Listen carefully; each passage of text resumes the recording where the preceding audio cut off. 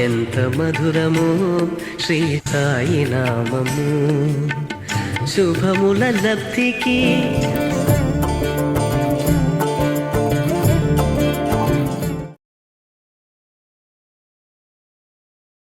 ఇప్పుడు చెప్పబోయే సంఘటన మనకు ఆశ్చర్యాన్ని, ఆనందాన్ని, బాబాపై అనన్యమైన ప్రేమను పెంచుతుంది. ఆ సంఘటన గురించి ఇప్పుడు తెలుసుకుందాం. మన దేవుడు సాయి శ్రీరాముడు, సాయి పరబ్రహ్మదాత, సాయి భగవంత. ఎందరో వైద్యులు నయం చేయలేని తన మేనల్లుడి రాచకొరుపున బాబా చేతితో తీసి పారవేసినట్టు చేశారని తెలిసి ఆ బాలుడి మేనమామ వైద్యుడు ఆశ్చర్యపోయాడు. ఆ విషయం తెలిసి వెంటనే బాబాను చూడాలనుకున్నాడు. కానీ ఎవరో బాబా గురించి చెడుగా చెప్పడంతో ఊరుకున్నాడు. అతను సెలవుల్లో బొంబాయి వెళ్ళి గడపాలనుకున్నాడు. అక్కడుండగా ఆ డాక్టర్కి వరుసగా 3 రాత్రులు "నువ్వింకా నమ్మవా" అనే కంఠధ్వని వినిపించింది. డాక్టర్ మనసు మార్చుకుని వెంటనే షిరిడీకి వెళ్ళాలనుకున్నాడు. ఈలోగా ఆ డాక్టర్ ఒక అంటురోగికి చికిత్స చేయవలసి వచ్చింది. రోగికి ఈ రోజే నయమైతే రేపే షిరిడి వెళతాను అనుకున్నాడు డాక్టర్. అయితే తగ్గదనుకున్న రోగి వ్యాధి విచిత్రంగా తగ్గుముఖం పట్టింది. ఓం సాయి శ్రీ సాయి జయ జయ సాయి జయ జయ సాయి. ఓం సాయి శ్రీ సాయి జయ జయ సాయి జయ జయ సాయి. ఓం సాయి శ్రీ సాయి జయ జయ సాయి జయ జయ సాయి. ఓం సాయి శ్రీ సాయి జయ జయ సాయి. వెంటనే డాక్టర్ షిరిడి వెళ్ళి బాబా పాదాలపై పడ్డాడు. బాబా సమక్షంలో ఎన్నో నిదర్శనాలు చూసి బాబాకు పరమ భక్తుడయ్యాడు.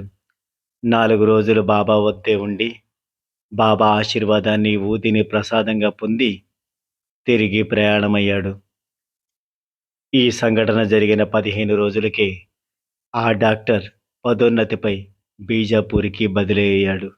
ఈ సంఘటనను బట్టి నమ్మని ఒక డాక్టర్కి బాబా ఎటువంటి అనుభూతిని కలిగించి తన దగ్గరకు రప్పించుకున్నారనేది మనం గమనించవచ్చు. నా భక్తుడి 1000 క్రోసుల దూరాన ఉన్న పిచ్చుకు కాలికి దారం వేసి లాగినట్లు లాగుతాను అన్నారు బాబా. కాబట్టి తన వారు ఎక్కడ ఉన్నా బాబా పాదాల చెంతకి ఏదో ఒక లీల ద్వారా చేరవలసిందే. ఆ డాక్టర్కే కాదు, మనకు కూడా బాబా ఎన్నో నిదర్శనాలు, ఎన్నో అద్భుతాలు చూపిస్తూనే ఉన్నారు. జై సాయిరామ్.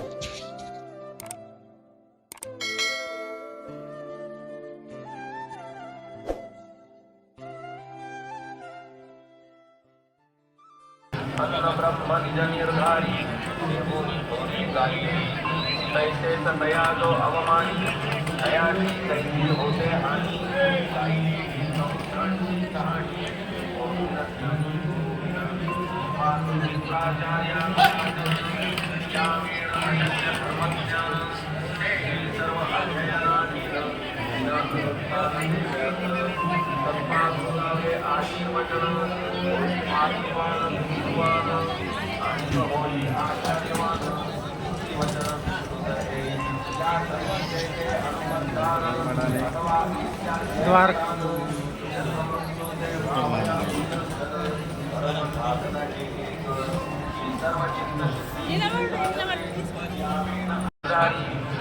ब्रह्म निज निर्धारी निर्गुणी थोड़ी गाई तैसे सतया जो अवमानी दया की तैसी होते हानि गाई कहानी